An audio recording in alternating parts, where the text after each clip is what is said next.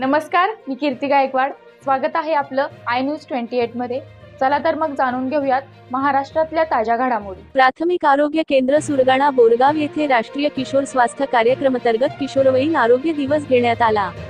येथे तालुका वैद्यकीय अधिकारी डॉक्टर दिलीप रणवीर साहेब व प्राथमिक आरोग्य केंद्र बोरगावचे वैद्यकीय अधिकारी डॉक्टर कैलास निंबाळकर साहेब यांच्या मार्गदर्शनाखाली RKSK राष्ट्रीय किशोर स्वास्थ्य कार्यक्रमांतर्गत किशोरवयीन आरोग्य दिवस AHV घेण्यात आला। वैद्यकीय अधिकारी डॉक्टर अनुज शिंदे यांनी पीर एज्युकेटर व पालकांची जनरल तपासणी केली, तसेच HB तपासणी करण्यात आली। RKSK समुपदेशक श्री बळीराम नेपाळे यांनी उपस्थितांना RKSK राष्ट्रीय किशोर स्वास्थ्य कार्यक्रम व मैत्री क्लिनिकच्या माध्यमातून किशोरवयीन मुला-मुलींना देण्यात येणाऱ्या आरोग्य सेवा आणि समुपदेशन सेवा याबद्दल माहिती दिली। किशोरवयात होणारे शारीरिक, मानसिक, भावनिक व सामाजिक बदल, मासिक पाळी व्यवस्थापन, वैयक्तिक स्वच्छता, चांगला वाईट स्पर्श, लैंगिक अत्याचार, पदार्थाच्या दुरुपयोगास प्रतिबंध, पूरक पोषण आहार, रक्तक्षयाची कारणे व रक्तक्षयास प्रतिबंध, हिंसा, HIV एड्स, कॉन्ट्रासेप्टिव्ह, असंसर्गजन्य रोग, RTI STI व बालसंरक्षण हेल्पलाईन चाइल्डलाईन 1098 माहिती दिली।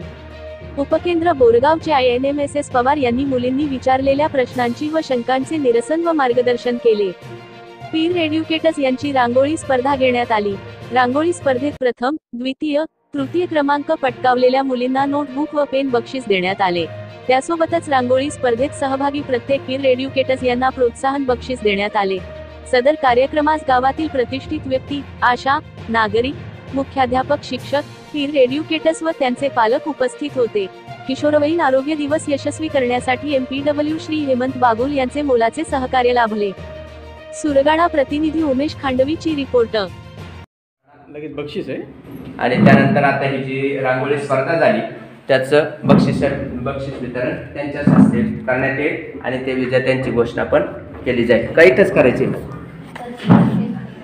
अशा बातम्या पाहण्यासाठी आय न्यूज 28 मराठीला सबस्क्राईब करा आणि नोटिफिकेशन बेल दाबा, जेणेकरून तुम्हाला प्रत्येक बातमी आधी मिळेल।